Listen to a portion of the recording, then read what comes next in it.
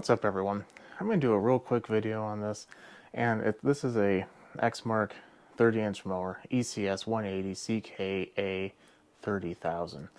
And originally the video I made for this was about 45-60 minutes long, but no one's going to want to watch all of that. I'm going to condense this, so if you don't like talking, it's going to be a lot of talking, not a whole lot of working, but it's going to be information that you're going to want to know about if you're having this problem.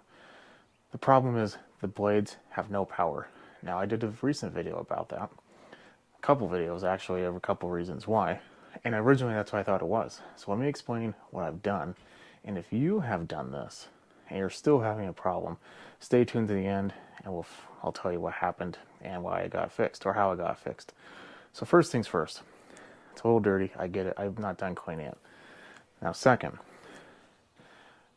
had some criticism in the past not showing what's happening. All you're going to see is the blades moving because I'm not mowing. But basically, when you put the blades in grass, they stop. They have little to no power, and it kind of ended up showing up belts in the meantime. Not really, but definitely tell there's a little bit of wear going on there. Immediately thought it was a bad belt. Looked at the belt. Belt itself seemed okay. I mean, it wasn't new, but I replaced the belt. Turned it on. Exactly the same thing. Okay, next thing you want to look at is the cable. That cable puts tension, which it's on right now, onto a little pulley that, or yeah, idler pulley, I guess, on the belt to make it put tension on the crankshaft, and then puts tension on the blade pulley, and the blades move. So originally I thought I was going to tighten it to where it should be. Now here's the problem. Right now, as you can tell, in the corner, or about here, the blade brake is not on because, well, it's anchored down. But the problem is, if you tighten it too much, there is a little brake. In fact, I'll show it to you. See right there? It's a little brake pad that goes on the end of the pulley, stops the blade, so when you turn off, or when you let go of the handle, the blade stops. It's not a danger. So I could have tightened it to a point where the blades would have moved. However, the blades would just be free spinning when the engine turned off, or if you let go of the handle. That's not safe. I'm not about to do that. I then thought maybe it was the cable. Maybe it stretched. Happens.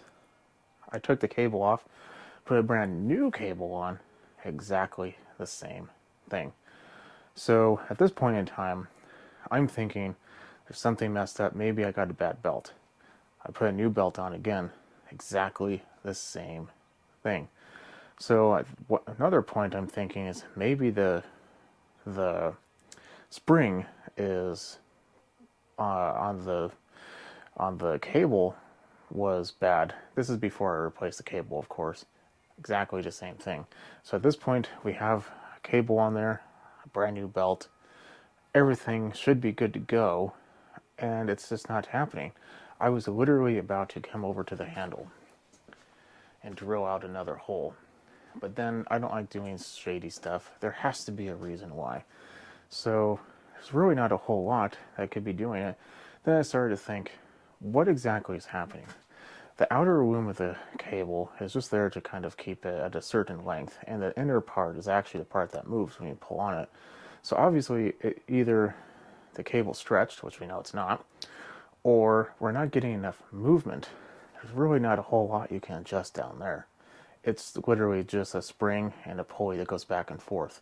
There's no adjustment. The adjustment is done by the cable, so the cable moves it. It doesn't matter. When it's off, it's touching the blade pulley, and when it's on, it's fully engaging the belt. Really not a whole lot to happen there. So I decided to take my gander at the handle. And this is what I found. Right here was bent. It's actually to the point where this handle was like, it's pretty tight now, but about here. That's like a good inch of travel. And when I would kind of manually pull up on the cable to kind of move it further, all I had to pull up is maybe half an inch, maybe. So at that point in time, I bent that, and this is what happened. Excuse the bad angle, you're gonna have to look at me turn it on.